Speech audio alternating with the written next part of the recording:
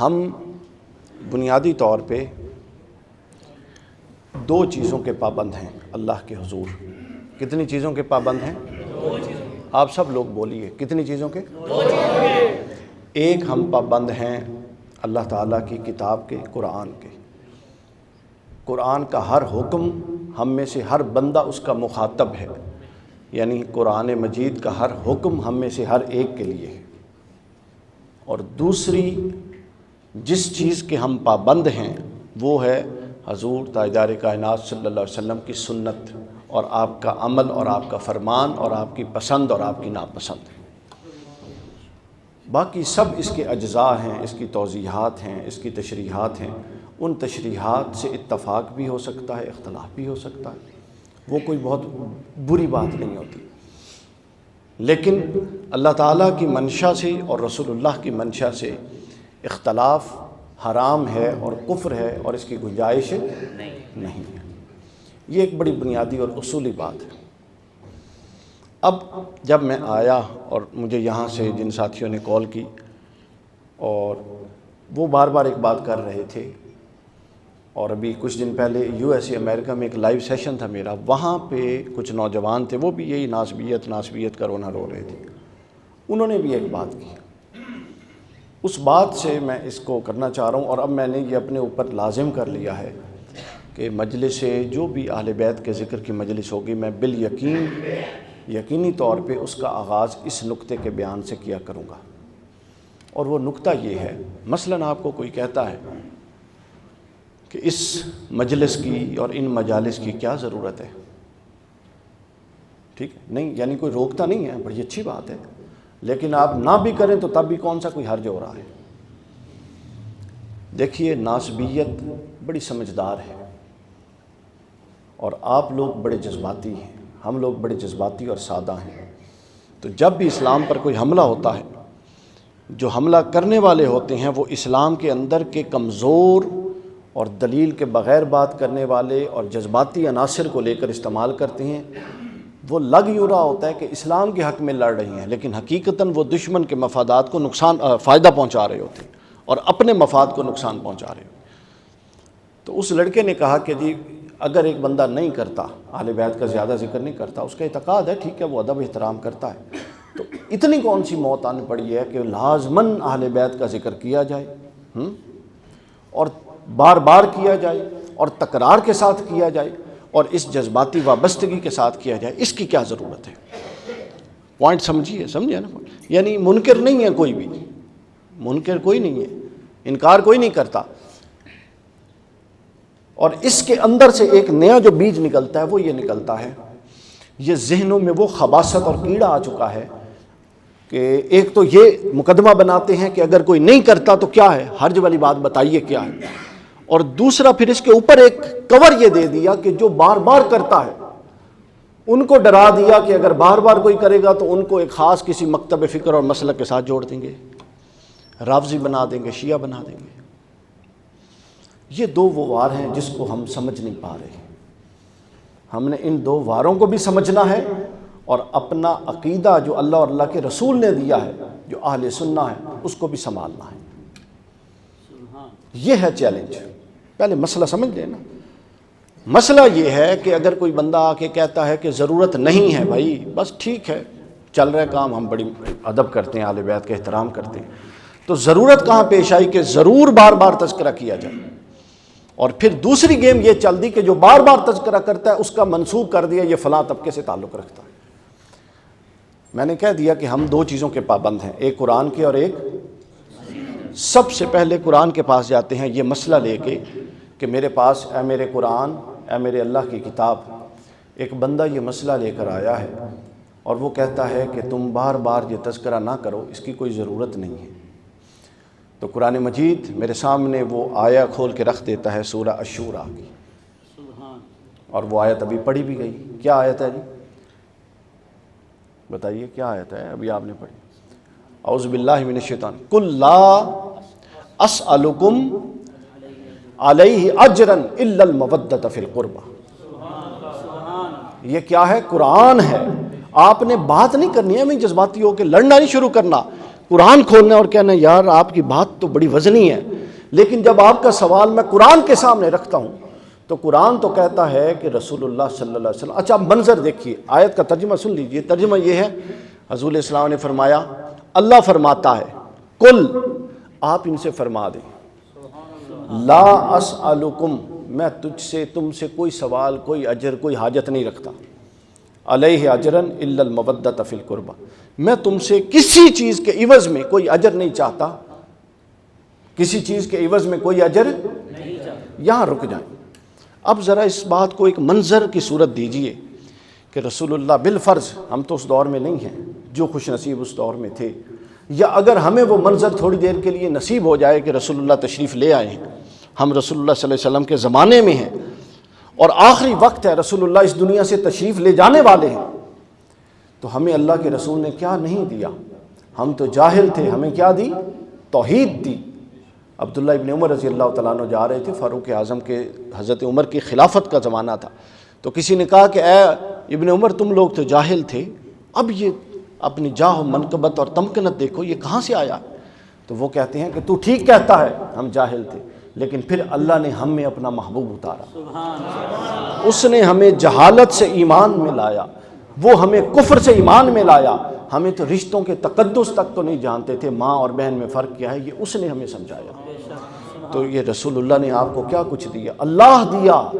یعنی جو اللہ، جو ہمارا مالک ہے، اس کی بھی پہچان ہمیں رسول اللہ نے دی. جہالت رسول اللہ نے دور کی، علم کا نور رسول اللہ نے دیا، تقوی طہارت رسول اللہ نے دی. یعنی زندگی گزارنے کا ڈھنگ سب کچھ اللہ کے رسول صلی اللہ علیہ وسلم نے دیا کہ نہیں دیا؟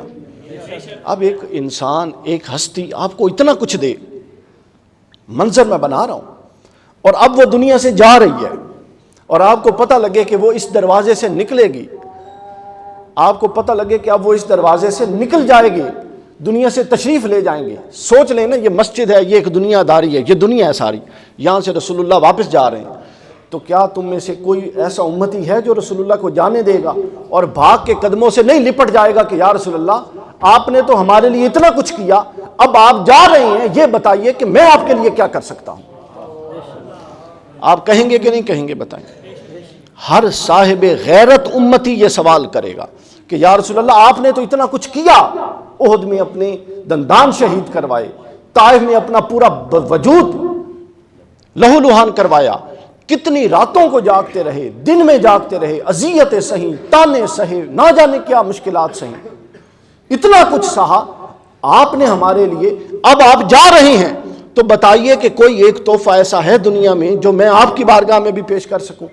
تو حضور فرمائیں گے کہ مجھے تو کچھ نہیں چاہیے، میرے پاس تو سب کچھ ہے. وہ امتی پھر لپٹ جاتا ہے اور کہتا ہے کہ نہیں جانے دوں گا، جانے سے پہلے بتائیے کہ میں آپ کو کیا دے سکتا ہوں. حضور نے پھر فرمایا کہ مجھے تو کوئی حاجت نہیں ہے، میرے رب کا دیا ہوا بہت کچھ ہے. وہ امتی پھر پلٹ کے اور اس نے قدموں کو چمٹ گیا اور اس نے کہا کہ یا رسول اللہ نہیں جانے دوں گا جب تک کچھ بتائیں گے نہیں کہ میں آپ کو کیا دے سکتا ہوں. تو تیسری دفعہ جب اس نے حاجت پیش کی اور تیسری دفعہ جب اس نے اصرار کیا تو پھر جاتے جاتے بجائے اس کے کہ رسول اللہ کچھ کہتے، رسول اللہ کی حیاداری تو کچھ کہنے نہیں دیتی. اللہ نے رسول اللہ کو کہہ دیا کہ اے محبوب، جب کچھ مخلصین اتنے با اصرار ہیں اور ضد کر رہے ہیں کہ آپ کا کیا کر سکتے ہیں، آپ کو کیا تحفہ دے سکتے ہیں، تو ان کو بتا دیجئے کہ کل لا اسألکم علیہ اجرا، میں تو تم سے کچھ نہیں چاہتا، ہاں اگر میری ساری زندگی کے عوض، احد کے دن کے عوض، بدر کے دن کے عوض، طائف کے دن کے عوض، غزوہ خیبر کے دن کے عوض، ہر اس رات کے عوض جو میں تمہارے لیے جاگا اور ہر اس دن کے عوض جو میں نے تمہارے لیے پتھر کھائے، میں جا رہا ہوں، مجھے کچھ دینا چاہتے ہو تو اور کچھ نہیں چاہیے، میں اس دنیا سے جا رہا ہوں مگر میں فاطمہ کو، علی کو، حسن کو اور حسین کو چھوڑ کے جا رہا ہوں. اگر میرے ساتھ لحاظداری رکھنی ہے اور میرے ساتھ حیاداری کا پاس رکھنا ہے تو میرے بعد دیکھنا علی کے ساتھ، حسن کے ساتھ، حسین کے ساتھ اور فاطمہ کے ساتھ اچھا سلوک کرنا.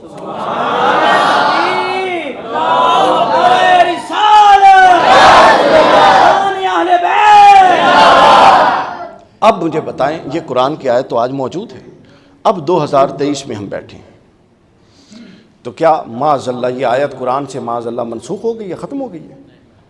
تو اب میں آپ سے یہ پوچھتا ہوں شاہ صاحب ایک پیچھے بیٹھ گئے ہیں اور پھر اوپر سے ستون بھی ہے، نظر بھی نہیں آ رہی۔ اب میں آپ سے یہ پوچھتا ہوں کہ یہ بتائیے کہ 2023 میں آج 1 ستمبر ہے، 2 ستمبر ہے، 2 ستمبر 2023 میں یہ کھولتا ہوں، قرآن کی ہر آیت ایک تقاضا کرتی ہے بندہ مومن سے، تو قرآن کی اس آیت کا آج بتائیے تقاضا میں کیسے پورا کروں جب وہ مجھ پر اپنا ورود کرتی ہے اور کہتی ہے کہ اجر رسالت ادا کر۔ آج نہ خود رسول ظاہری طور پہ موجود ہے، نہ حسن اور حسین ظاہری طور پہ موجود، تو آج میں اجر رسالت کیسے دے سکتا ہوں؟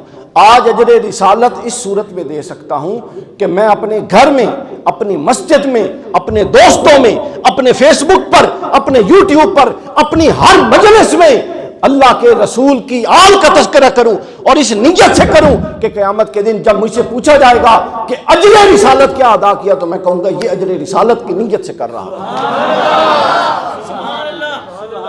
تو اب آپ کا مقدمہ جب قرآن کے سامنے آیا تو قرآن نے کہہ دیا کہ بھائی یہ جان چھوٹنے والی بات نہیں ہے، تمہیں ذکر رسول اور ذکر آل رسول کرنا ہے، اگر نہیں کرو گے، سوال تو یہ تھا نا بھائی اگر کوئی نہیں کرتا تو دسو کی نقصان ہے، انہوں دسو کہ اے نقصان ہے کہ پھر اجر رسالت کتھوں دیں گے رسول اللہ نے۔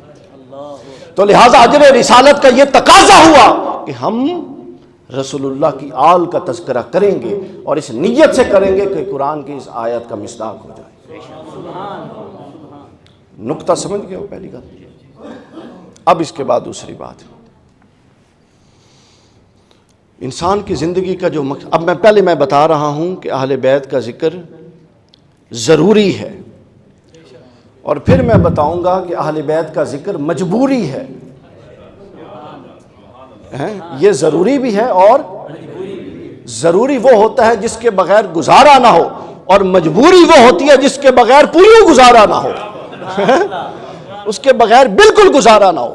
اب ہم دیکھتے ہیں دوسری آیت، اس انسان، اگر آپ قرآن مجید کو کھولیں اور پورے قرآن کو کھولیں اور دیکھیں، اور تو آپ کو سمجھ آئے گا کہ آپ کا دنیا میں آنے کا مقصد کیا ہے۔ اللہ تعالیٰ یہ فرماتا ہے، اور حضور کے جو فرائض نبوت ہیں بار بار یہ تذکر آیا کہ انسان کی آمد کا مقصد اس دنیا میں پتہ ہے کیا ہے؟ تزکیہ نفس۔ کیا ہے؟ اپنا ظاہر بھی پاک کرنا اور باطن بھی پاک کرنا، اپنی فکر بھی پاک کرنا، اپنی زبان پاک کرنا، اپنا اخلاق پاک کرنا، اپنی دل کو پاک کرنا، اپنے جذبات کو پاک کرنا، یہ ہر جگہ پاکی لا کے آنا، یہ کیا ہے بولیے؟ یہ مقصد انسانیت۔ ایسا ہے کہ نہیں ہے؟ قرآن نے بھی یہی کہا نا کہ وما خلقت الجن والانس ما خلقت الجن والانس الا لیعبدون۔ اب عبادت، یعبدون عبادت نہیں ہے، یعبدون بندگی ہے بنیادی طور پر، اور اس بندگی کے نتیجے میں آپ پاک ہوتے ہیں۔ اب قرآن نے ہمیں یہ بتا دیا کہ اے انسان، تیرے پیدا ہونے کا مقصد یہ ہے کہ تو کیا ہو؟ پاک ہو، اندر اور باہر سے۔ بھائی سب بولو، کیا ہو؟ پہلا مقصد کیا تھا کہ اجر رسالت دینا ہے، دوسرا کیا تھا کہ کیا ہو؟ اب یہ سوال لے کر ہم پھر قرآن مجید کے پاس آ جاتے ہیں۔ ہر مسئلے کا حل جب آپ قرآن مجید سے دیں گے نا، تو کوئی وہ مچھلی، آپ جب وہ کوئی چکن کا پیس یا کوئی گوشت کا پیس جب گھی میں ڈالتے ہیں تو وہ بیچارہ کتنا تڑپتا ہے لیکن کر کچھ نہیں سکتا۔ تو جب آپ ایسے لوگوں کے سامنے قرآن کی دلیل رکھ دیں گے تو وہ تڑپیں گے تو صحیح لیکن کر کچھ نہیں سکیں گے۔ جب آپ کمزور باتیں کریں گے اور آگے بابا بلے شاہ کے شعر پڑھیں گے تو وہ آپ کی بات کا کیا اثر ہے؟ اب یہ سوال لے کر ہم پہنچ گئے۔ قرآن کہتا ہے، پھر قرآن مجید کی وہ آیت، اور یہ آیتیں آپ نے 50 بار سنی ہوئی اور پڑھی ہوئی ہیں، ہزاروں بار سنی اور پڑھی ہوئی ہیں، لیکن ان کو اس انداز میں بھی دیکھا کریں۔ اللہ نے اپنے ارادے کا اظہار کیا، انما، اعوذ باللہ من الشیطان، انما یرید اللہ لیذھب، بھائی میں آہستہ اس لیے پڑھ رہا ہوں کہ تسی بھی پڑھ لو، عنکم الرجس اہل البیت ویطہرکم تطہیرا۔ بہت سارے طبقات ہیں دنیا میں جو پاک ہیں، صحابہ کرام ہمارے سربراہ اور ہمارے سروں کے تاج ہیں، وہ سب کے سب طاہر ہیں، اولیاء صالحین سب کے سب طاہر ہیں، نیک ہیں، صالحین ہیں، امت میں تابعین، تبع تابعین سب کے سب نیک اور صالح ہیں۔ مگر میں نے جب اپنی زندگی کے لیے، اپنی زندگی کا مقصد طہارت حاصل کرنی ہے، تو میں طہارت حاصل کرنے کے لیے ظاہر ہے مجھے کچھ طاہر چاہیے، کچھ پاکوں کے پاس جاؤں گا تو میں بھی پاک ہوں گا نا بھائی۔ تو اگر مقصد طاہر ہونا ہے، طہارت حاصل کرنا ہے، تو ظاہر ہے مجھے چند طاہر لوگ بھی چاہیے، ان کو پڑھوں، ان کو دیکھوں، ان کا ذکر کروں تو میں بھی طاہر ہو جاؤں، پاک ہو جاؤں۔ تو میں نے کہا کہ ہمارے ہاں تو انکار ہی نہیں ہے کسی کی پاکی کا، سب پاک ہیں، مگر مسئلہ ہو رہے دوستوں، آواز مجھے بھی کم لگ رہی ہے، زور زیادہ لگانا پڑ رہا ہے، کچھ ہو سکتا ہے اس کا؟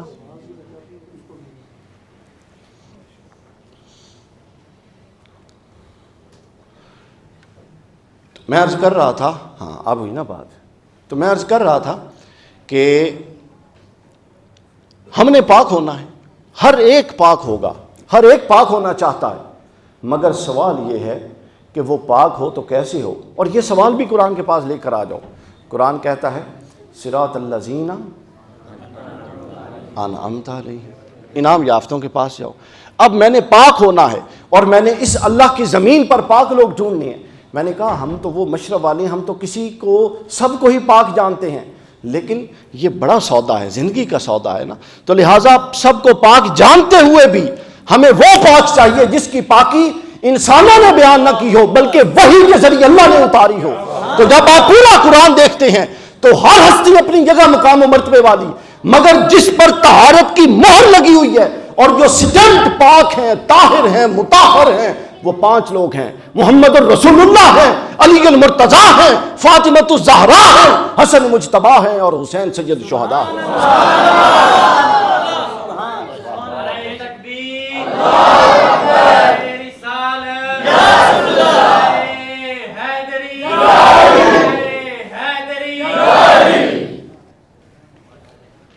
اب آپ بات کو سمجھ گئے؟ تو ہم نے پاک ہونا ہے تو اس کے لیے پاک چاہیے۔ تو اب سمجھ آئی ہے کہ پاک تو سب ہیں، ہم تو کسی کی پاکی کے منکر بولیے نہیں ہیں، مگر ہم یہ سودا اس کے ساتھ کریں گے جس کی پاکی سٹیمپڈ ہمارے پاس ہو، ٹھپا لگا ہوا ہو۔ اور اللہ نے عرش پر بیٹھ کر اگر زمین پر چلنے والوں میں سے کچھ لوگوں پر ٹھپا لگایا ہے تو وہ یہ لوگ ہیں جن پر ٹھپا لگا ہوا ہے، تو لہٰذا ان کا ذکر کیا ہوا؟ ضروری ہو گیا۔ اب آپ کو ان دونوں، اب میں اس موضوع پہ چلوں گا، یہ تو تمہید ہے، ہم موضوع پہ نہیں آئے، اگر اس موضوع پہ چلوں گا تو پھر موضوع شروع بھی نہیں ہو سکے گا۔ تو لہٰذا یہاں تک میں نے یہ عرض کر دیا کہ اگر کوئی یہ کہتا ہے کہ یار ہر ویلے علی علی کرن دی کی ضرورت ہے، تو انہوں دسو ہر ویلے علی علی کرن دی ہے ضرورت ہے۔ اس لیے کہ میں یہ چاہتا ہوں کہ میرا شمار دنیا میں بھی پاکوں میں ہو اور قبر میں بھی اور آخرت میں بھی پاکوں میں ہو۔ اور دوسری وجہ اس کی یہ ہے کہ جب رسول اللہ مجھے قبر میں میرا گریبان پکڑے تو اپنی تمام گناہوں کے باوجود میں یہ محبت آل رسول حضور کی بارگاہ میں پیش کر سکتا۔ یہ تو تھا کہ ذکر اہل بیت ضروری ہے۔ اب ایک نکتہ جو میں اکثر بیان بھی کرتا ہوں، دوبارہ کر دیتا ہوں، وہ یہ ہے کہ ذکر اہل بیت مجبوری ہے۔ اس تو بغیر بچت والا کوئی چانس نہیں۔ وہ بندہ بڑا ہی بے وقوف ہے جو آل رسول کے سامنے کسی کو بھی لا کے کھڑا کر دیتا ہے۔ مجھے تو حیرت ہوتی ہے ان کی عقل پر کہ وہی آل محمد پر نازل ہوئی ہے یا کسی اور کی آل پر نازل ہوئی ہے جن کے دفاع میں لوگ مرے جا رہے ہیں۔ یار کی ہو گیا، خدا دا خوف کرو۔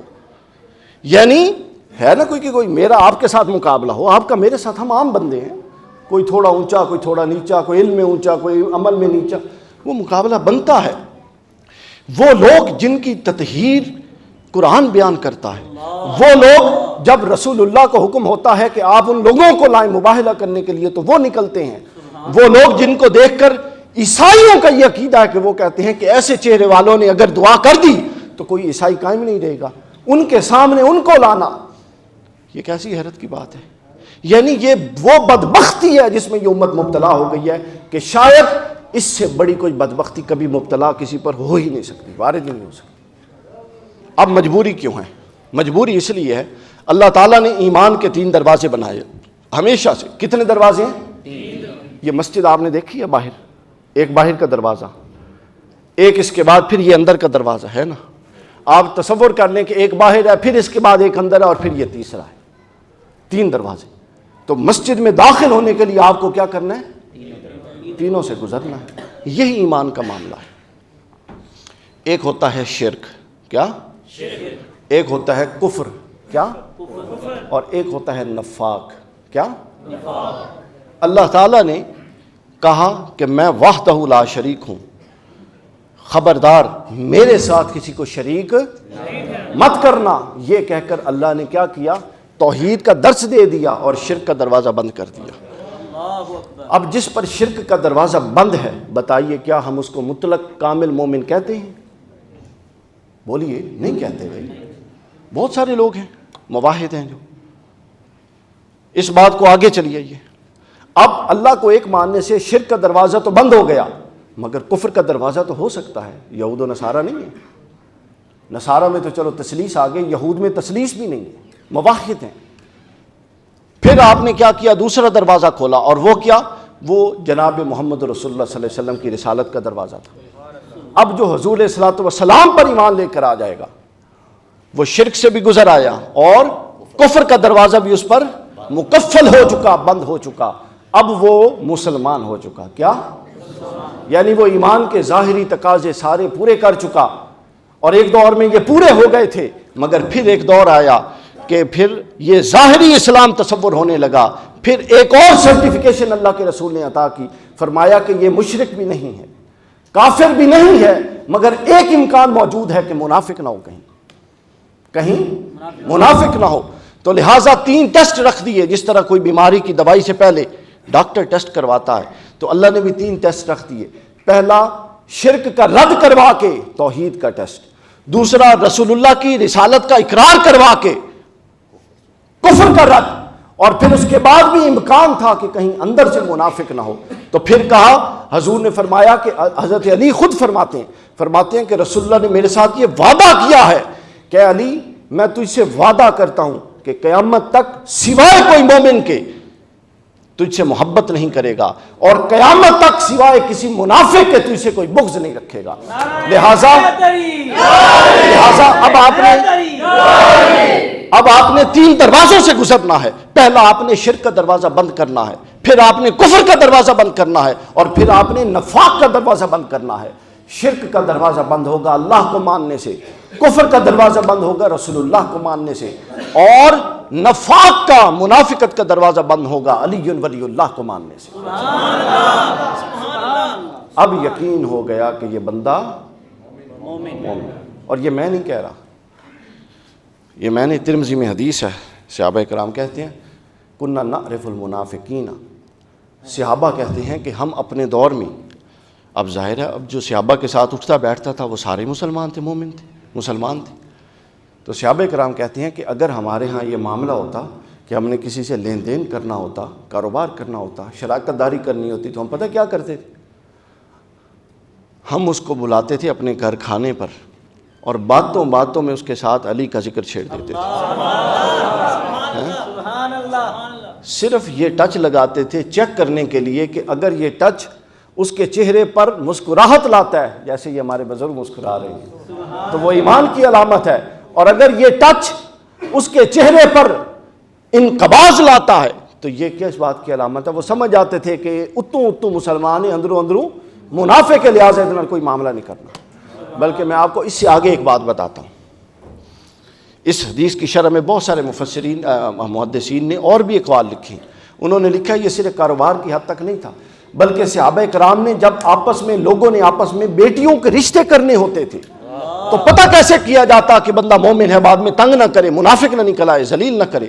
آج بھی بچیوں کے رشتے ہوتے ہیں نا، خدا نہ خاصہ کسی کا مسئلہ خراب ہو جائے تو لوگ کہتے ہیں یار ہم نے تو بڑا اچھا بندہ سمجھا تھا، بندہ خراب نکلے. تو یہ خدشہ تو ہر باپ کو ہوتا ہے، اس دور میں بھی تھا. لیکن وہ چونکہ اہل ایمان کا تھا، سارے ایمانداروں کا دور تھا، تو ان کے ہاں مادیت کی تو کوئی حیثیت نہیں تھی، ایمان کی حیثیت تھی. تو وہ رشتے کرنے سے پہلے گھر میں بلاتے تھے جس طرح لوگ آتے جاتے ہیں، اور کھانا رکھ کے ان کے ساتھ علی کا ذکر دسترخوان پہ چھیڑ دیتے تھے. اور حضرت علی کے ذکر سے وہ ایمان کی علامت کرتے تھے، جانتے تھے، اور پھر ان پر یہ دروازہ کھلتا تھا، پھر وہ تعلقات جوڑا کرتے تھے. سمجھ آئیے؟ پھر وہ تعلقات جوڑا کرتے تھے. لہٰذا یہ بات ذہن میں رکھ لیں کہ اہل بیت اطہار کی محبت یہ ایمان کا جزو نہیں ہے، بلکہ یہ عین ایمان ہے، بنیاد ایمان ہے، اساس ایمان ہے، جس پر ایمان کھڑا ہونا ہے وہ اہل بیت کی محبت ہے۔ مستدرک للحاکم میں حدیث ہے، حدیث صحیح ہے، حضور علیہ الصلوۃ والسلام نے فرمایا کہ اگر کوئی شخص ساری رات قیام کرے، سارے دن کا روزہ رکھے اور بیت اللہ میں کھڑا ہو کر بیت اللہ کے سائے میں عبادت کرے، اور حضور فرماتے ہیں کہ اگر اس کے دل میں میری اہل بیت کا رائی برابر بغض ہو، حضور نے 3 بار قسم اٹھائی، فرمایا وہ ضرور بے ضرور جہنم میں جائے گا۔ کیوں؟ چونکہ جو ایمان کی کوالیفیکیشن ہے جس کے بعد اعمال قبول ہونے، یہ تو ایک الگ بحث ہے جی، کوئی چھوڑے عمل والا یا زیادہ عمل والا۔ پہلی گل یہ کہ عمل قابل قبول تو ہو نا، اللہ دی بارگاہ پلٹا کے منہ پہ نہ مار دیے جائیں۔ تو محبت اہل بیت وہ سرٹیفیکیشن ہے توحید اور رسالت کے بعد جو آپ کے اعمال کو قبول ہونے کے قابل بنا دیتی ہے۔ اور یہ تو تھا اہل بیت اطہار کا بیان۔ اسی کے ساتھ صحابہ اکرام کا بیان بھی سنیے۔ صحابہ اکرام ہمارے ایمان کا حصہ اور ہمارے سروں کا تاج ہیں۔ صحابہ اکرام کے ذریعے یہ ساری روایات ہم تک پہنچی ہیں۔ صحابہ اکرام اور اہل بیت اطہار کا فرق اگر کسی نے سمجھنا ہو تو میں ایک بات کرنے لگا ہوں، اس کو سمجھیں اور ہضم کریں اور سب تک پھیلائیں کہ جب رسول اللہ صلی اللہ علیہ وآلہ وسلم آپ علالت میں تھے، بیمار تھے، تو آپ نے اپنے پیچھے نماز پڑھانے کا حکم کس کو دیا تھا؟ حضرت ابوبکر صدیق رضی اللہ تعالیٰ عنہ کو۔ اس گل دا سارے نو پتہ ہے؟ تو سن لیں کہ ابوبکر صدیق رضی اللہ تعالیٰ عنہ وہ ہیں جو سب سے آگے بڑھ کے صحابہ کی امامت کرواتا ہے، اور علی المرتضیٰ اور فاطمہ الزہرا وہ ہے کہ جب تک ابو بکر ان پر سلام نہیں پڑھتا ابو بکر کی نماز نہیں ہوتی۔ تو لہٰذا ابو صحابہ تو وہ ہیں جن کا مقام افضلیت ہے، اور اہل بیت وہ ہیں جن کا مقام حضور شیخ الاسلام فرماتے ہیں احبیت ہے، قبولیت ہے۔ ان کی بنیاد پر صحابہ کی نمازیں قبول ہوتی۔ آپ تصور کر سکتے ہیں کہ ابو بکر صدیق رضی اللہ تعالیٰ عنہ، عمر فاروق جو نماز تو پڑھتے ہوں اللہم صلی علی محمد وعلی آل محمد، آل محمد کون ہے؟ آسان ترجمہ کر دیں، یعنی وہ یہ پڑھتے تھے ابو بکر صدیق، عمر فاروق رضی اللہ تعالیٰ اور سب صحابہ اللہم صلی علی محمد وَاللہم صلی علی علی وَاللہم صلی علی فاطمہ وَاللہم صلی علی حسن وَاللہم صلی علی حسین، یہ ترجمہ ہے اس کا۔ تو وہ نماز میں تو یہ کرتے ہوں، نماز میں تو یہ پڑھتے ہوں، اور اٹھ کے وہ کہتے ہوں کہ نہیں اسی نہ لفظن ہیں، اسی یہ ہیں، اسی وہ۔ یہ ہو سکتا ہے یار؟ یہ تو میرے ورگا کم عقل بندہ نہیں سوچتا، وہ عظیم لوگ سوچ سکتے ہیں۔ تو لہٰذا یہ دو طرفہ گیم ہے، آپ نے دونوں گیموں سے بچنا ہے۔ دو طرفہ گیم ہے، دونوں گیموں سے بچنا ہے۔ سمجھ گئے ہوگا؟ صحابہ کرام میں سب سے افضل کون ہے؟ ابو بکر صدیق، لیکن اہل بیت اطہار وہ ہیں جن کا کسی سے تقابل بھی نہیں کیا جا سکتا۔ اہل بیت تو گھر والے ہیں، اہل بیت تو گھر والے ہیں، وہ تو کسی کے ساتھ مقابلے میں آ ہی نہیں سکتے۔ کون ہے جو جزو رسول؟ حضور نے فرمایا فاطمہ میرے جگر کا ٹکڑا ہے۔ تو اہل بیت اجزائے نبوت ہیں، اجزائے نبوت کا مقابلہ تو حرام ہے اور کفر ہے، یہ کون کر سکتا تھا؟ اجزائے نبوت ہیں، اجزائے نبوت کا مقابلہ کس امتی کی مجال ہے کہ جس کو ماں اور بہن اور بیٹی کے رشتے کا نہ پتا ہو اور رسول اللہ نے اس کو کلمہ پڑھایا ہو، اور وہ اپنا مقابلہ اجزائے نبوت کے ساتھ کرنے کھڑے ہو جائے۔ اس بات کو سمجھا کیجیے۔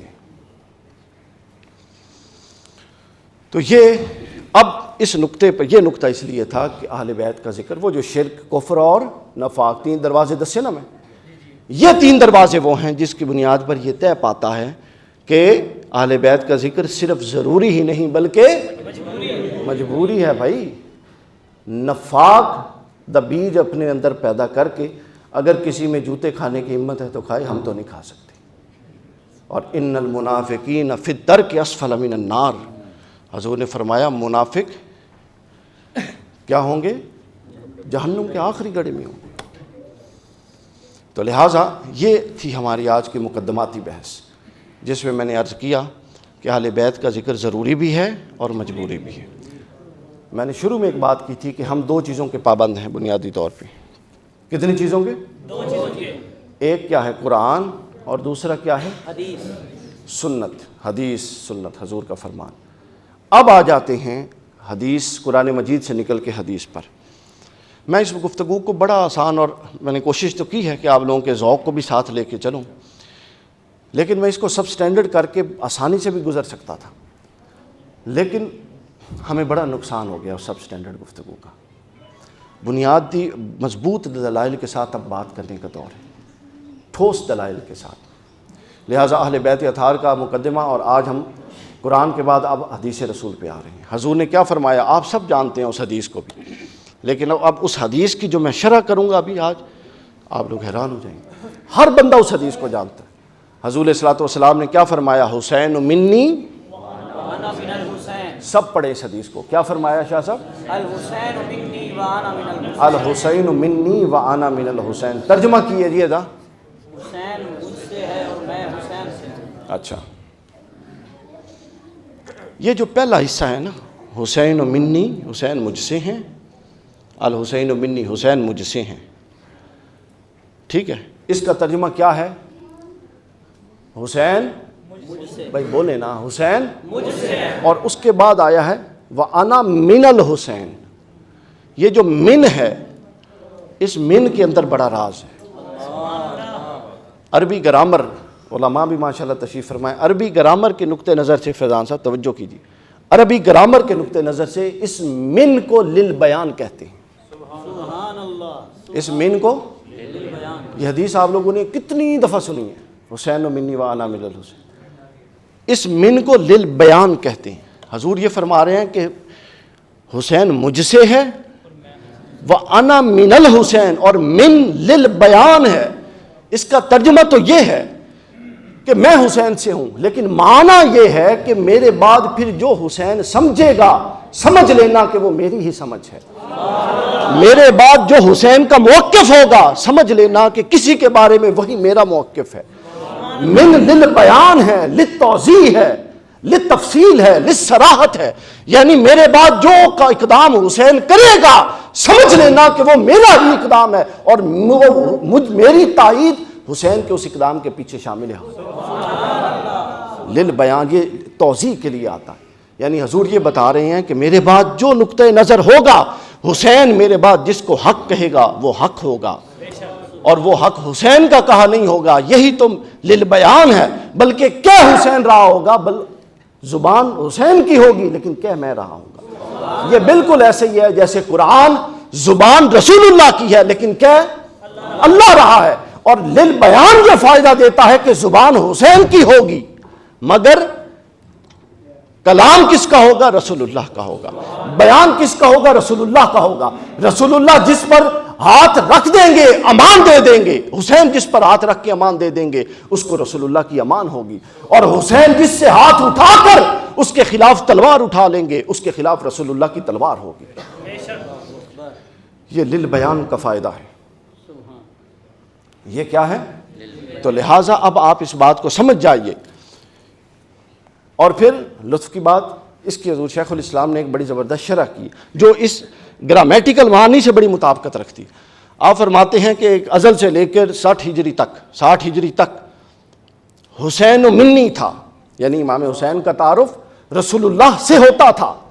اور فرماتے ہیں کہ 61 ہجری کے بعد وَأَنَا مِنَ الْحُسَيْن ہے. اب کسی نے محمدیت کا تعارف کروانا ہے. جو پہلے تو حسینیت کچھ نہیں تھی، حقیقت محمدیت تھی، اور حسینیت محمدیت کے تحت متعارف ہوتی تھی. مگر 61 ہجری کے بعد اب یہ ہوگا جو محمدیت کا تعارف لینا چاہے اس کو حسینیت کا تعارف کروایا جائے گا، یہی محمدیت ہوگی. یہ کیسے تائید ہو گئی؟ تائید ہو گئی نا. آپ دیکھیں وہ ایک گرامیٹیکل نقطہ تھا اور یہ اس کی تائید ہو گئی اس کے ساتھ. اب یہ بات ہے، یہی وجہ ہے سامعین کرام، یہی وجہ ہے، یہی وجہ ہے. اب آپ چیزوں کو لنک اپ کرتے جائیے. یہی وہ وجہ ہے. حضور نے نہیں فرمایا کہ جس نے حسن کے خلاف تلوار اٹھائی اس نے، آپ دیکھیے آپ ہر بات کو نا جذباتی انداز میں لیتے ہیں. اب میں وہی باتیں لے کر آیا ہوں لیکن میں ایک علمی تمہید بنا کر لایا ہوں کہ جب للبیان آ گیا امام حسن اور حسین کے لیے تو پھر اب یہ جتنی احادیث ہیں جس پر ناسبی لوگ بیٹھ کے کہتے ہیں نہیں جی یہ فلانی ضعیف ہے، اب فلانی ایسی شے، وہ اردو والا ضعیف کہتے ہیں اصل میں نا، ٹھیک ہے نا. اصل میں مسئلہ یہ ہے، اب حضور نے یہ کہہ دیا کہ جس نے حسن اور حسین سے صلح کی، یہ للبیان کے فوائد ہیں. حضور فرماتے ہیں اس سے میں نے صلح کی. ذرا بات سمجھیں، حضور یہ نہیں فرما رہے کہ جس نے حسن اور حسین سے صلح کی اس نے مجھ سے صلح کی. یار لطافت سمجھو, یہ نہیں کہا کہ جس نے حسن اور حسین علیہ السلام سے صلح کی اس نے مجھ سے صلح کی, یہ نہیں فرمایا. فرمایا جس نے حسن اور حسین سے صلح کی میں نے اس سے صلح کر لی.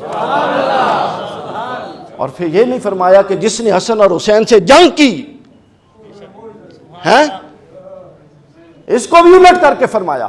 فرمایا کہ جس نے حسن اور حسین سے جنگ کی گویا کہ میں نے اس سے جنگ شروع کر دی. پھر فرمایا جس نے حسن اور حسین سے سلام لیا, امن و سلامتی دی, گویا کہ میں نے اس کو امن اور سلامتی دے دی. میں نے اس کو امن اور سلامتی دے دی. اب اس کے بعد اب ہم کچھ احادیث کا کچھ آگے چلتے ہیں, کچھ تھوڑے چیزوں کو آگے اور بڑھاتے ہیں اپنے اسی موضوع کو. تائید, اس کی تائید میں اور لاتا ہوں. اسی وجہ سے حضور علیہ الصلوۃ والسلام, یہ میرے پاس کتاب ہے حضور شیخ الاسلام کی نا, مقدمہ میں نے مارج البحرین, آپ دیکھ لیجئے گا اس کو. اس کے اندر سے چند چیزیں ہیں, لیکن انہی چیزوں کو پڑھ کے میں نے نتائج مختلف نکالنی ہیں اگر آپ میرے ساتھ رہیں. نسائی کی حدیث ہے, امام نسائی فرماتے ہیں قال النبی صلی اللہ علیہ وسلم من احبنی فلیحب ہذین. حضور نے فرمایا کہ جس نے مجھ سے محبت کی, یہ سن لیجئے, اگر آپ لوگوں کو یہ نقطہ آج سمجھ آ گیا تو میں سمجھوں گا کہ میرا لاہور سے آپ لوگوں کی ہڑتالوں سے بچتے بچتے سیالکوٹ اور پھر سیالکوٹ سے ادھر اتنا لمبا چکر ڈال کے آنے کا حق ادا ہو گیا. شاہ صاحب توجہ ہے, حضور نے کیا فرمایا, ہائے ہائے ہائے مقام اہل بیت. ہم سے اگر قبر میں اگر کسی بات میں ہم آج کے دور میں گرفت ہوگی تو اس بات پہ ہوگی کہ ہم آل رسول کی بے قدری کر رہے ہیں.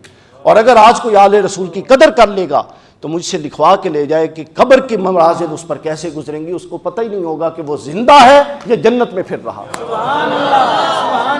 حضور نے کیا فرمایا, آپ سنیں, امام نسائی نے نقل کیا. حضور علیہ الصلوۃ والسلام نے فرمایا, عبداللہ ابن مسعود رضی اللہ تعالیٰ عنہ حدیث روایت کرتے ہیں, قال النبی صلی اللہ علیہ وسلم, حضور نے فرمایا من احبنی, جس نے مجھ سے محبت کی یا جو مجھ سے محبت کرے, فلیحب ہذین, اس کے لیے لازم ہے کہ وہ حسن اور حسین سے بھی محبت کرے.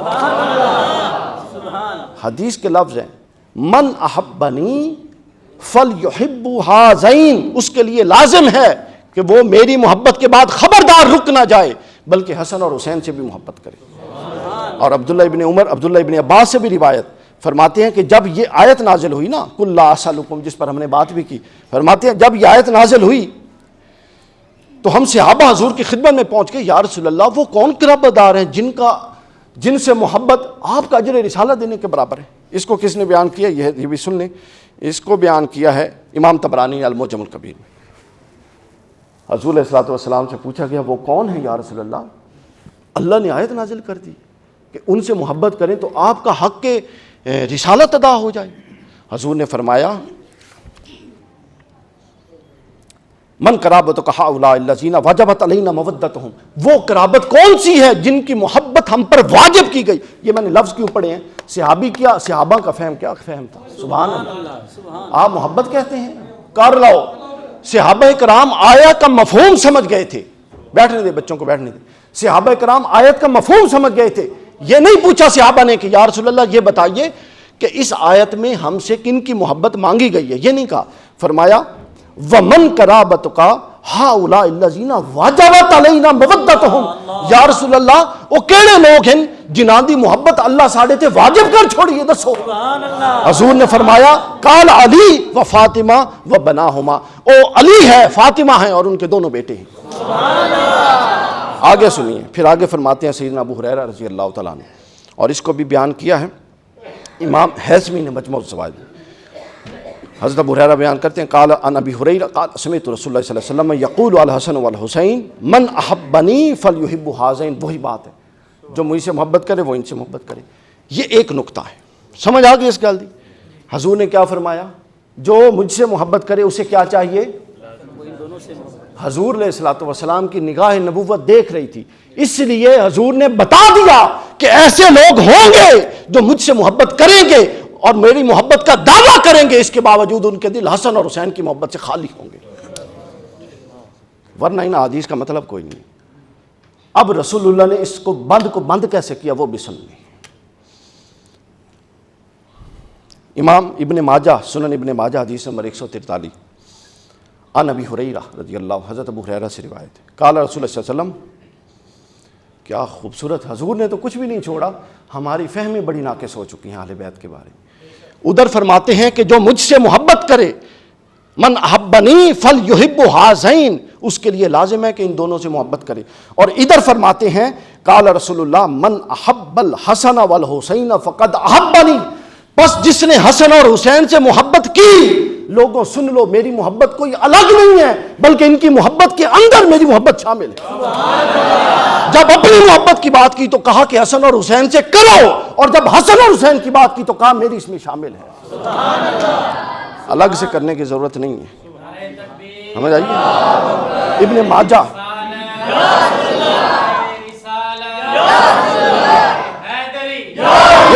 یہ سن لیں، یہ ابن ماجہ کی حدیث، جو کہ یہ بڑی خطرناک بات میں نے کر دی ہے۔ ابن ماجہ 143 نمبر حدیث، نسائی سنن الکبریٰ 8168 نمبر حدیث، احمد ابن حنبل مسند 7863 نمبر حدیث، طبرانی المعجم الاوسط 4745 نمبر حدیث، طبرانی المعجم الکبیر 2645 نمبر حدیث، مسند ابو یعلا 2615 نمبر حدیث، نسائی فضائل صحابہ، امام نسائی فضائل صحابہ 65 نمبر حدیث، اور خطیب بغدادی تاریخ دمشق مدینہ پہلی جلد صفحہ نمبر 141۔ سبحان اللہ۔ آگے گل دی سمجھ، اب آگے چلیں۔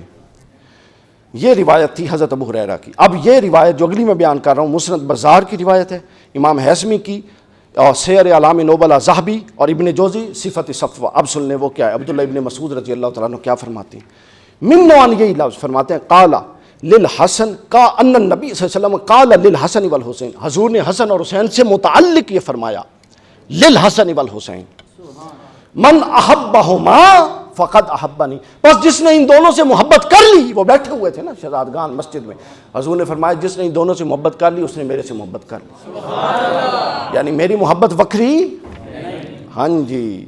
اور حضرت ابو ہریرہ سے روایت، رسول اللہ صلی اللہ علیہ وسلم نے فرمایا کہ جو مجھ سے محبت کرتا ہے اس پر لازم ہے کہ ان دونوں سے محبت کرے۔ اب غور کیجئے کہ جب اپنی محبت کا ذکر کرتے ہیں تو کہتے ہیں کہ اس پر لازم ہے کہ ان سے بھی محبت کرے، اور جب ان کی محبت کا ذکر کرتے ہیں تو فرماتے ہیں کہ میری محبت ان کی محبت کا حصہ ہے۔ بس پیغام یہ دے دیا کہ حضور جانتے تھے کہ قرب قیامت میں ایک ایسا طبقہ اٹھے گا کہ جو عاشق رسول ہونے کا تو دعویٰ کرے گا، جس کے پاس رسول اللہ کے عشق کے جھنڈے تو ہوں گے، مگر ان کے دل میں دشمنان آل رسول کی محبت بھی ہوگی۔ رسول اللہ کی آل ہمارا ایمان، رسول اللہ کے اصحاب ہمارے سروں کا تاج، مگر رسول اللہ کی آل کے دشمن پر ہم لعنت بھیجتے ہیں۔ بے شک بے شک۔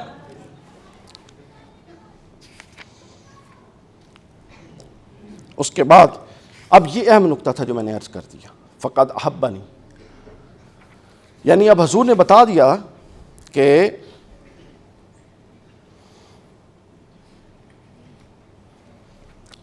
ان کی محبت اگر ہو تو میری محبت ان کی محبت سے الگ نہیں ہے بلکہ اس کے اندر داخل، اور اسی لیے حضور نے فرمایا، ترمذی 3733 نمبر حدیث، ان علی ابن ابی طالب رضی اللہ عنہ ان رسول اللہ صلی اللہ علیہ وسلم اخذ بید حسن و حسین فقال من احبنی واحب ہذین واباہما وامہما کان معی فی درجۃ یوم القیامہ۔ حضور نے فرمایا کہ حضرت علی فرماتے ہیں، خود مولا علی راوی ہیں، فرماتے ہیں کہ حضور نے فرمایا حسن اور حسین کا ہاتھ پکڑا ہوا تھا، اور پھر فرمایا جس نے مجھ سے محبت کی، ان دونوں حسن اور حسین سے محبت کی، ان کی والدہ فاطمہ سے محبت کی، اور ان کے والد علی سے محبت کی، فرمایا کہ اے 4 محبتاں 5 محبتاں کر کے اس نو اجر یہ ملے گا اس کو کہ کان معی فی درجۃ یوم القیامہ، وہ قیامت کے دن جنت میں اسی درجے میں ہوگا میرے خادم کے طور پہ جہاں اللہ مجھے رکھے گا، جہاں اللہ مجھے رکھے گا، جہاں اللہ مجھے رکھے گا۔ اب اس اگو ایک اور درجہ چلو، اب اس سے آگے ایک اور قدم چلتے ہیں۔ مجھے آپ نے اشارہ کر دینا ہے تاکہ میں نے موضوع کو وائنڈ اپ کرنا ہے، 9:15 ہو گئے، 9 بجے تک کلوز کر دیں، ٹھیک ہے، ہمارے پاس پھر 7-8 منٹ ہے۔ اچھا اب اس سے آگے چلیں، ایک دم ایک درجہ آگے چلیے۔ حضور علیہ الصلوۃ والسلام نے کیا فرمایا؟ حضرت اسامہ بن زید حدیث کے راوی، اور یہ حدیث امام ترمذی نے بیان کی ہے جی 3769۔ حضرت اسامہ بن زید رضی اللہ عنہما قال قال النبی صلی اللہ علیہ وسلم انی احبہما فاحبہما واحب من یحبہما۔ حضرت اسامہ بن زید فرماتے ہیں کہ حضور نے فرمایا حضور علیہ الصلوۃ والسلام بیٹھے ہوئے تھے تو اچانک حضور علیہ الصلوۃ والسلام کی طبیعت میں ایک تغیر آیا، موج آئی، اور حضور علیہ السلام نے ہاتھ اٹھا دیے اور دعا فرمائی کیا کہ باری تعالیٰ میں ان سے محبت کر. ایک زانوں پہ امام حسن تھے، ایک دوسری روایت، اور دوسرے زانوں پہ امام حسین تھے. حضور نے فرمایا، ہاتھ اٹھا دیے، فرمایا کہ اللہ میں ان دونوں سے محبت کرتا ہوں، میں تو بھی ان دونوں سے محبت کر. ہیں آپ لطافت نہیں دیکھتے جملے کی کہ اللہ کا رسول اللہ کو کہہ رہا ہے کہ اللہ میں محبت کرتا ہوں تو بھی محبت کر. کس کی جرأت ہے کہ اللہ کو کہے کہ تو بھی یہ کام کر؟ یہ رسول اللہ کا ناز تھا. رسول اللہ فرما رہے ہیں کہ اللہ میں ان سے محبت کرتا ہوں، کیا اور اگر اتنے گل مک پی نا تو مڑ بھی گل سمجھ آتی آئی، اتنے گل نہیں ختم ہوئی. اور آگے رسول اللہ نے دوسری بھی گزارش کر دی، اور کس کو کی؟ اللہ کے حضور. فرمایا کہ تو بھی ان سے محبت کر، اور صرف ان سے نہ کر بلکہ قیامت تک جو ان سے محبت کرے ان سے بھی محبت کر. سبحان اللہ، سبحان اللہ، سبحان اللہ. یہ حدیث صحیح ہے، یہ کوئی جھوٹی موٹی روایتیں سی کچیاں گلاں نہیں کرتے. حدیث صحیح، صحیح ابن حبان حدیث نمبر 6967، طبرانی المعجم الکبیر حدیث نمبر 2618، اور بہت ساری کتب حدیث کے اندر یہ موجود ہے. سبحان سبحان. اب آپ کا مقدمہ واضح ہو گیا جو میں بیان کرنا چاہ رہا تھا. اچھا، اور پھر اتنے بھی گال ختم نہیں ہوئی، اس سے آگے چلیے. پھر فرمایا، یہ ابن ماجہ کی حدیث ہے، کتاب فضائل صحابہ حدیث نمبر 143، عن ابی ہریرہ قال قال رسول اللہ صلی اللہ علیہ وسلم. یہاں تک تو بات محبت کا باب تھا نا. ہائے ہائے ہائے، رسول اللہ جانتے تھے کہ کئی تو وہ ہوں گے جو صرف محبت نہ کرنے والے ڈھلے ڈھلے ڈھلے ڈھلے مسلمان ہوں گے، لیکن کوئی وہ بھی ہوں گے جو کلمہ بھی رسول اللہ کا پڑھیں گے اور حسن اور حسین سے بغض بھی رکھیں گے. آخری باب حضور نے فرمایا، عن ابی ہریرہ قال قال رسول اللہ صلی اللہ علیہ وسلم، قال رسول اللہ صلی اللہ علیہ وسلم من ابغضہما فقط ابغضنی. جس طرح فرمایا تھا نا کہ جو مجھ سے محبت کرے اس کے لیے لازم ہے کہ ان سے محبت کرے، اور پھر کہا جس نے ان سے محبت کی اس نے مجھ سے محبت کی. اب فرما رہے ہیں کہ یہ بھی سن لو کہ جس طرح میری محبت الگ نہیں ہے ان کی محبت سے، اسی طرح میرا بغض الگ نہیں ہے ان کے بغض سے. من ابغضہما، جس نے حسن اور حسین سے بغض رکھا، میرا بغض الگ نہیں ہے، وہ چاہے جتنے نعرے لگائے، فقط ابغضنی، بس وہ میرا بھی بغض رکھتا. محمد رسول اللہ کا بغض الگ نہیں ہے، وہ حسن اور حسین کا بغض ہی محمد رسول اللہ کا بغض ہے. عن عبداللہ ابن مسعود رضی اللہ عنہ قال قال رسول اللہ صلی اللہ علیہ وسلم من ابغضہما فقد ابغضنی. ایک کثیر احادیث کی نمبر ہے اس پر.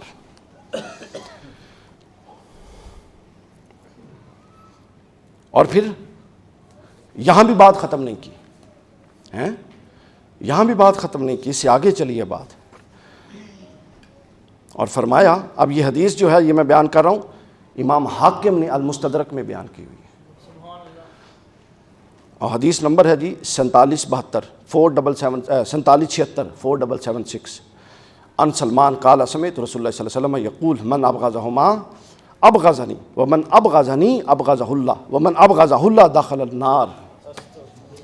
حضور علیہ الصلوۃ والسلام نے فرمایا، حضرت سلمان فارسی روایت کرتے ہیں، فرماتے ہیں کہ جس نے، حضور نے فرمایا جس نے حسن اور حسین سے بغض رکھا اس نے، اب تک تو یہاں پہنچے تھے، اب اسے آگے بھی فرما دیا، فرمایا پھر جس نے مجھ سے بغض رکھا اس نے اللہ سے بغض رکھا، اور جس نے اللہ سے بغض رکھا داخل النار، اس کو جہنم میں داخلے سے کوئی بچا نہیں سکتا. یعنی حسن اور حسین علیہم السلام کا بغض براہ راست جہنم فردوس میں داخلے کا باعث ہے. جائیے خوش ہو کے جن جن کو چاہیے، جائیے خوش ہو کے جن جن کو چاہیے.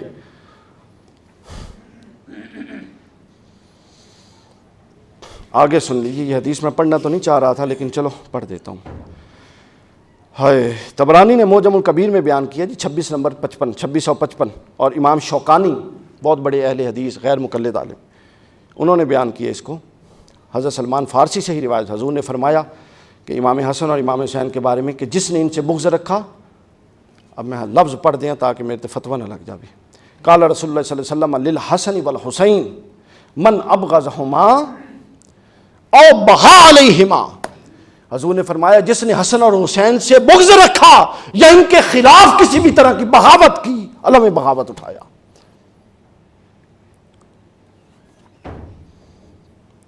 وہ سمجھ لے کہ وہ میرے ہاں مبغوض ہو گیا۔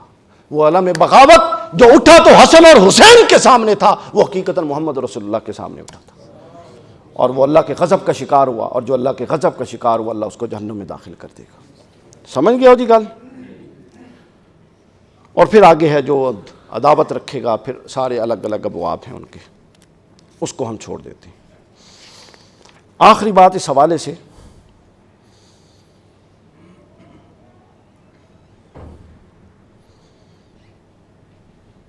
اور یہ حدیث حضرت سیدنا ابو بکر صدیق رضی اللہ تعالیٰ عنہ نے روایت کی، اور یہ حدیث جو ہے یہ بیان ہوئی ہے محب طبری نے ریاض النصرہ میں بیان کی فی مناقب العشرہ۔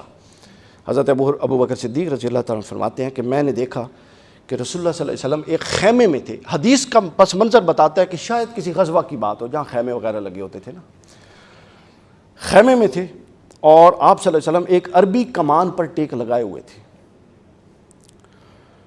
اور جو رسول اللہ جس خیمے کے باہر کمان پر ٹیک لگائے ہوئے تھے اس خیمے میں حضرت علی تھے، جناب سیدہ تھیں، امام حسن تھے اور امام حسین تھے، اور اس کے بعد حضور ٹیک لگا کے کسی کام کے لیے کھڑے ہوں گے، کسی سے کوئی بات چیت کرتے، اور ساتھ ہی حضرت ابو بکر صدیق رضی اللہ تعالیٰ عنہ ساتھ ہی تھے، تبھی تو وہ راوی ہیں حدیث کے۔ اس کے بعد حضرت ابو بکر فرماتے ہیں کہ جب کوئی بات چیت کسی سے ہو رہی تھی، اس کے بعد رسول اللہ صلی اللہ علیہ وسلم نے فرمایا کہ اے مسلمانوں کی جماعت، اب یہاں سے اور واضح ہو رہا ہے کہ ظاہر ہے کسی غزوے کا معاملہ تھا، اجتماعی مسئلہ تھا۔ اے مسلمانوں کی جماعت سن لو، جو اس اہل خیمہ سے صلح کرے گا میں محمد رسول اللہ اس سے صلح کروں گا، اور جو ان اہل خیمہ سے لڑے گا میں محمد رسول اللہ اس سے لڑوں گا۔ لو جی، میں اس سے، تھوڑے کو ٹائم کوئی نہیں تو میں ساری رات لامنی آئی۔ اچھا، اب آ جاتے ہیں آخری حصے پر۔ درمیان میں یہ دو کاغذ تھے، یہ میں چھوڑ رہا ہوں، اس میں امام حسن کی کچھ شہادت کے احوال تھے، کچھ اور تھے، اس کو چھوڑ دیتا ہوں، لیکن یہ ایک مزیدار چیز ہے، اس کو لے لیتے ہیں۔ چلیں، یہ امام طبرانی نے المعجم الکبیر میں بیان کیا ہے، جس کو عسقلانی نے فتح الباری میں بھی لیا ہے، اور حیثمی نے مجموع الزوائد میں بھی لیا ہے، اور ملا علی قاری نے مرکات مفاتی میں بھی لیا ہے۔ ہائے، اہل بیت کی دشمنی یہ کوئی آسان معاملہ نہیں ہے، اس دور میں بھی بڑا مشکل تھا، سمجھ آئیے۔ علماء نے یہاں تک کام کیا کہ جو سرکردہ لوگ تھے نا حسین علیہ السلام سے ٹکرانے والے، لڑنے والے، جب ان کے نسب نامے کھنگالے تو ان میں سے آدھے سے زیادہ حرام زادے تھے۔ یہ کوئی کچی بات نہیں ہے، جذباتی بات ہے، یہ میں نے 3 کتابوں کے حوالے دیے ہیں۔ سب سے بڑا علامہ بدر الدین عینی بیان کرتے ہیں، بدر الدین عینی علیہ رحمہ بیان کرتے ہیں عبید اللہ ابن زیاد کے بارے میں۔ عبید اللہ ابن زیاد، اس کے بارے میں یہ پتہ نا آپ لوگوں کو سربراہ تھا، یہ وہ شخص ہے کہ جس کے بارے میں کچھ لوگ اس کو ابن مرجانہ کہتے تھے، کچھ لوگ اس کو ابن ابی کہتے تھے، اپنے باپ کا بیٹا، ان کسی نے پتہ ہی نہیں کیڑا باپ۔ امام ذہبی نے کہا ہے کہ ہم نے ایک جگہ اس کو ابن ابی لکھا، ایک جگہ اس کو ابن مرجانہ لکھا، اور تیسری جگہ اس کو کس نے لکھا؟ ابن ابی سفیان لکھا، چونکہ یہ پہلے حضرت علی کے ساتھ تھا، پھر حضرت معاویہ نے اسے کہا کہ نہیں تو میرے باپ کا بیٹا میرا بھائی ہے، تو وہ اس طرف آ گیا۔ تو اکثر لوگ اس طبقے میں ایسے تھے جنہوں نے اپنے پیو دا ہی کوئی نہیں پتا۔ سمجھ آئیے بات؟ کیوں میں نے یہ بات کی؟ یہ بات ویسے اس سطح کی نہیں ہے، لیکن میں نے کر کیوں دی؟ میں نے آپ کو شروع سے ایک نقطہ کہا تھا، اس کے ساتھ اس کو جوڑنے والا ہوں۔ میں نے کہا کہ ہمارا اس دنیا میں آنے کا مقصد کیا ہے؟ طاہر، پاکی حاصل کرنا، اور پاکی کے لیے پاکوں کے در پہ جڑنا پڑتا ہے، اور جو پاکوں کو ذبح کرے وہ خود پاک کیسے ہو سکتا ہے؟ نہ اس کا نسب پاک ہو سکتا ہے، نہ اس کا عمل پاک ہو سکتا ہے، نہ اس کا عقیدہ پاک ہو سکتا ہے۔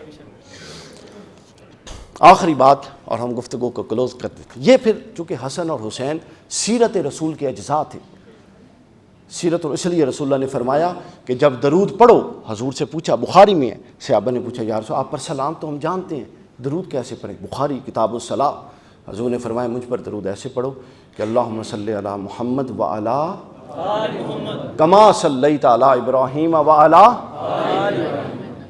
سمجھ آئیے؟ اب یہ ہوا کہ جب امام حسین علیہ الصلوۃ والسلام کو کربلا میں شہید کر دیا گیا، تو اب مجھے بتائیے یہ جو شہادت تھی یہ کوئی معمولی عمل تھا؟ ہمارے ہاں یہ کہا جاتا ہے نہیں یہ بالکل ایک غلط عمل آئی، لیکن ادھر کوئی کافر تو نہیں ہو جاتا نا۔ آپ لوگوں نے یہ جملہ سنا ہوگا نا، کافر تھا۔ یہ نفس انسانیت، ایک انسانی نفس کو قتل کرنے کا معاملہ نہیں تھا، یہ اذیت رسول کا معاملہ تھا۔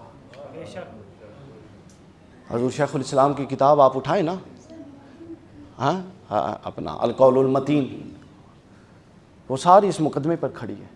آپ نے فرمایا کہ یہ انسانی جان کے قتل کا معاملہ نہیں تھا کہ کسی کو کوئی قتل کر دے، اس سے تو وہ فاسق ہو جائے، گناہ گار ہو جائے، لیکن حسین ایک عام انسانی جان نہیں تھی، بلکہ جزو نبوت رسول، جزو رسول تھا، اجزاء رسول میں سے تھا، اور حسین کی اذیت براہ راست رسول اللہ کی اذیت تھی، اور رسول اللہ کو جس نے اذیت دی، یؤذون اللہ و رسولہ، دنیا میں بھی لعنت اور آخرت میں بھی اس پر۔ آخری روایت سنا کے بند کرتا ہوں، یہ 6 7 8 صفحات تھے، ویسے تو میں یہ واقعات لایا تھا کہ جب یہ بہت سارے تاریخ مدینہ دمشق کے اندر ابن عساکر کے، کہ جب امام حسین کی شہادت ہوئی تو اللہ کیسے غضبناک ہوا۔ ایک روایت صرف میں بیان کر، 1 یا 2 بیان کر دیتا ہوں۔ اس کو بیان کیا ہے امام ابن عساکر نے تاریخ مدینہ دمشق، اور امام مزی نے تہذیب الکمال۔ یہ جرح و تعدیل کے امام ہیں، یہ وہ امام ہیں جو جب حدیث پر ٹک لگا دے تو ہم کہتے ہیں جی اس پہ عمل کرو، اس کے مطابق عقیدہ بناؤ۔ وہ خود اس روایت کو بیان کر رہے ہیں۔ عامر بن سعد الجبلی یہ بیان کرتے ہیں کہ جب امام حسین شہید ہو گئے تو مجھے خواب آیا، اور رسول اللہ صلی اللہ علیہ وسلم خواب میں ملے۔ ان کو خود حضرت عامر بن سعد جبلی رضی اللہ عنہ، کون خواب میں ملا؟ رسول اللہ خواب میں۔ فرماتے ہیں کہ رسول اللہ صلی اللہ علیہ وسلم نے فرمایا کہ میرے صحابی برا بن عازب کو میرا سلام، حضرت سیدنا برا بن عازب صحابی تھے اور اس وقت حیات تھی، فرماتے ہیں کہ برا بن عازب کو میرا سلام کہو، اور پھر فرماتے ہیں کہ اس کو بتانا کہ حسین ابن علی کو شہید کر دیا گیا ہے۔ آپ اندازہ کر لیں کہ رسول اللہ خبریں دیتے پھر رہے ہیں لوگوں کو کہ حسین ابن علی کو شہید کر دیا گیا ہے۔ آپ اندازہ تو کریں، خواب میں آ کے اضطراب رسول کا عالم کیا ہوگا۔ کبھی موقع ملا تو میری یوٹیوب آپ سرچ کر لیں، ویسے دیکھ لیا کریں، میرے اپنے نام سے ہے، ڈاکٹر علی وقار قادری کے نام سے، یوٹیوب بھی، فیس بک بھی، وہاں پر اس پر موضوعات پر لیکچر پڑے ہوئے ہیں کہ رسول اللہ کا صرف اضطراب رسول پر احادیث اس کے اندر میں نے اکٹھی کی۔ اضطراب کا کیا عالم تھا جب یہ خبر رسول اللہ صلی اللہ علیہ وسلم کو پہلے خود دی جبرائیل علیہ السلام نے، اور پھر عالم منام میں رسول اللہ نے کس کس طرح کا اضطراب کا اظہار کیا۔ تو فرماتے ہیں کہ حسین ابن علی کو شہید کر دیا گیا، اور پھر فرماتے ہیں کہ اللہ تعالیٰ نے تمام قاتلین حسین ابن علی کو جہنم میں ڈال دیا ہے۔ امام ابن عساکر نے لکھا ہے، امام مزی نے تہذیب الکمال میں لکھا ہے، دنیا کا کوئی بندہ اس کا انکار نہیں کر سکتا۔ اب صحابی کا خواب ہے، اگر کسی کو اس خواب پہ شک ہے تو ہم کچھ کہہ نہیں سکتے۔ پھر فرماتے ہیں اور قریب تھا، رسول اللہ نے فرمایا کہ اللہ اتنا غضبناک ہوا کہ قریب تھا کہ حسین کے قتل کی وجہ سے اور حسین کے لیے نہ اٹھنے کی وجہ سے تمام اہل زمین پر کوئی بڑا عذاب نازل ہو جاتا۔ پھر اللہ تعالیٰ نے اپنی حکمت کے تحت اس عذاب کو روک لیا، کیونکہ اللہ نے ابھی تک دیکھنا ہی نا کہ 1400 سال پھر حسین دا ذکر کون کریندا ہے اور حسین دے قاتلاں دی مدد کون کریندا ہے زبانی کلامی تے لکھ کے، اس لیے اللہ نے اس کو روک لیا۔ اور پھر فرمایا، وہ کہتا ہے میں اٹھ گیا، دوڑتا ہوا حضرت برا بن عازب کے پاس آیا، ان کو بتایا، ساری بات ہوئی۔ انہوں نے کہا بے شک رسول اللہ نے سچ فرمایا، چونکہ حضور نے فرمایا کہ جو مجھے خواب میں دیکھے وہ مجھے ہی دیکھتا ہے، چونکہ شیطان میری مثل نہیں ہو سکتا، شیطان میری مثل نہیں ہو سکتا۔ اللہ اکبر۔ اور ایک آخری بات، ایک بوڑھا تھا جی، صرف حق کا ساتھ دینا بہت ضروری ہوتا ہے۔ ایران کے ایک اسکالر ہیں، مجھے بڑے پسند ہیں، ڈاکٹر علی شریعتی، وہ کہتے ہیں کہ امپورٹنٹ یہ ہے کہ آپ حق کے ساتھ کھڑے ہیں یا باطل کے ساتھ کھڑے۔ اگر آپ حق کے ساتھ نہیں کھڑے تو تاریخ کو اس سے کوئی غرض نہیں ہے کہ آپ مسجد کے محراب میں ہیں یا طوائف کے کوٹھے پہ۔ تاریخ کو اس سے غرض ہے کہ آپ حق کو جب ضرورت تھی تو آپ سوئے ہوئے تو نہیں تھے، حق کے ساتھ کھڑے تھے۔ تو بیان کرتے ہیں کہ ایک شخص تھا بوڑھا، یہ ابن عساکر نے لکھا ہے تاریخ مدینہ دمشق میں، ہم 1200-1400 سال کی علمی تاریخ سے نیچے کوئی کچی بات ہماری گفتگو کی حصہ نہیں ہوتی کبھی بھی۔ امام ابن عساکر نے لکھا ہے کہ ایک شخص تھا، بہت ساری روایات ہیں، میں اس کا خلاصہ بیان کر 6 7 8 روایات کو موڑ کے ایک اس کا خلاصہ بیان کر۔ امام حسین کی شہادت کے بعد ایک بوڑھا تھا، اندھا تھا، اس نے خواب دیکھا، اندھا تھا، بدصورت تھا، خواب دیکھا کہ رسول اللہ کے سامنے ایک بہت بڑا تشت پڑا ہے، اس تشت میں امام حسین کا خون ہے۔ پرانے دور میں جو بڑے بڑے تشت ہوتے تھے پیتل کے، اور رسول اللہ نے آستینیں چڑھائی ہوئی ہیں، غصے میں خواب میں دیکھا یہاں تک، اور قاتلین حسین کو بلا رہی ہیں اور ایک ایک حضرت علی پکڑ رہے ہیں اور رسول اللہ ذبح کر رہی ہیں۔ اور وہ شخص کہتا ہے کہ جب میں نے خواب دیکھا 11 شخص ذبح ہوئے پڑے تھے قاتلین حسین میں سے۔ کتنے؟ 11۔ وہ کہتا ہے جی مجھے بلایا گیا، میں قدموں میں گر گیا، یا رسول اللہ میرے کو قسم لے لو، میں نے تو نہ حسین پر تلوار چلائی، نہ نیزہ چلایا، نہ تیر چلایا اور نہ پتھر پھینکا۔ حضور علیہ السلام نے پتہ کیا فرمایا؟ حضور نے فرمایا تو سچ کہتا ہے کہ تو نے نہ نیزہ چلایا، نہ تیر چلایا، نہ تلوار چلائی، نہ پتھر چلایا، لیکن تو کھڑا لشکر یزید میں تھا، تو نے اس طرف کھڑے ہو کر میرے حسین کے خلاف تعداد میں 1 نمبر میں اضافہ کر دیا۔ لہٰذا وہ پر اٹھایا، خون حسین میں ڈبویا اور اس کی آنکھ میں پھیرا، کہتا میں اٹھا تو اندھا ہو چکا تھا۔ تو رسول اللہ کی اہل بیت کے کام، اہل بیت کا ذکر کرنے والوں، اہل بیت کا کام کرنے والوں اور محبت اہل بیت کو فروغ دینے والوں پر اس حد تک نظر ہے کہ اگر کوئی صرف اہل بیت کے خلاف کھڑا ہے، اقدام نہیں کر رہا، صرف دشمنان کے ساتھ کھڑا ہے، وہ بھی رسول اللہ کی گرفت میں ہے۔ اور اگر کوئی اہل بیت کا ذکر تو دور کی بات، محض ذکر کی وجہ سے کسی کے ساتھ کھڑا ہے، وہ بھی رسول اللہ کی نگاہ میں ہے۔ سمجھ آئیے؟